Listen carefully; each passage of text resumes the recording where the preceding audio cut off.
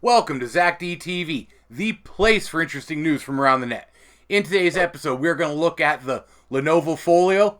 This is a smartphone that folds out into a tablet. Then we have a newly discovered malware that's been infecting Macs for at least the last 8 years. And we're going to wrap up with the rebirth of Google Glass. And remember, if you want more interesting news like this 7 days a week, go ahead and click that subscribe button right over here. Let's get right into this. Last week, Lenovo held the Tech World Conference in San Francisco.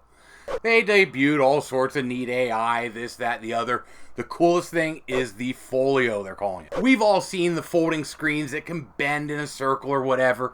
Well, this is the first time I have ever seen a smartphone that can be folded out into a tablet. That's right, it goes from a 5.5-inch phone to a 7.8-inch tablet. It is running Android Nougat, and it's running a Snapdragon processor, like most tablets and smartphones out there. It can automatically reconfigure itself when it sees that it's in phone mode or tablet mode, automatically takes up all that extra space. And something pretty cool is when you go to snap a photo with it, the rear of it will light up and show the person you're taking a picture of what it looks like, what the image is going to be like when you hit the snap button. I thought that one was pretty cool. One of the flaws I did see in it, as you can see when it's unfolded, you can see where the crease from the screen being folded was. And at this time, Lenovo didn't give any indication of when it's going to market, so I'm sure that's something they're going to be able to iron out. But you can see why I'm excited.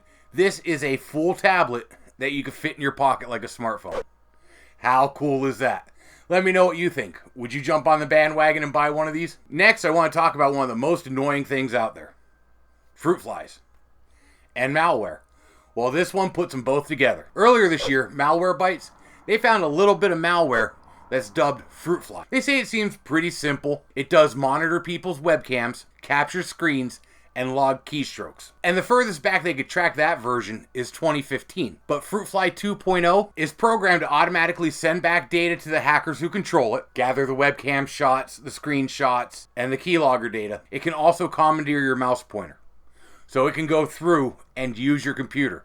It's also set up to automatically notify the person remotely controlling the computer when you come back around. They say that one, the oldest they could find it, is 2010. Now, we all know Apple promotes this, oh, we don't get viruses thing. Well, they do. They get malware. Any computer can be infected.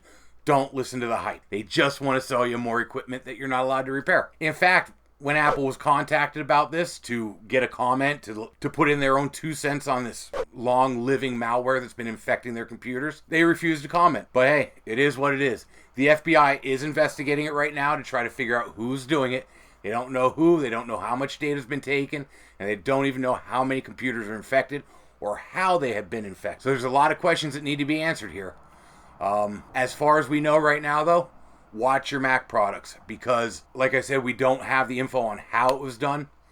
That might be a vulnerability they still have today. It hasn't been figured out yet. Let's wrap up with what seems to be a failed piece of tech that's making a big comeback right now. Google Glass has just released what they're calling their Google Glass Enterprise Edition. Since 2015, Google X has been working on a way to rebrand this product to make it so it wasn't a total waste of investment for Google. And they figured out how. This Enterprise Edition is developing custom-made apps to go with different businesses. With doctors, they're offering a program called Audmedics, which will record your meetings with your patients, record what's going on, send that information to a medical scribe to put it all in their files, so that way you're not sitting there as a doctor taking notes.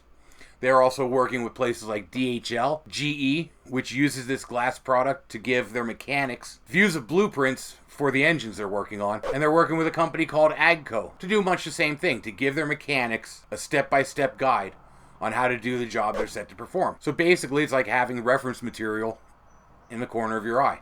Seems like a good idea to me. Now, these are not available to the public. They're only being provided to the companies that are working directly with Google to develop the programs that they're going to be using. So we don't have to worry about those creepy things walking around the streets anymore. But to me, it sounds like a fine way to help productivity. And they're not calling it augmented reality anymore. They're now calling it assisted reality. And personally, I like to work on cars for a hobby. I wouldn't mind having a little screen here that could give me diagrams and schematics while I'm buried up to my elbows in grease. Sounds like a good idea to me. And with that, I'm going to wrap it up. Thanks for stopping in. Remember, I do this 7 days a week. I have a live stream on Saturday and a short on Sunday. So I hope to see you here tomorrow. And until we meet again, have fun and be safe.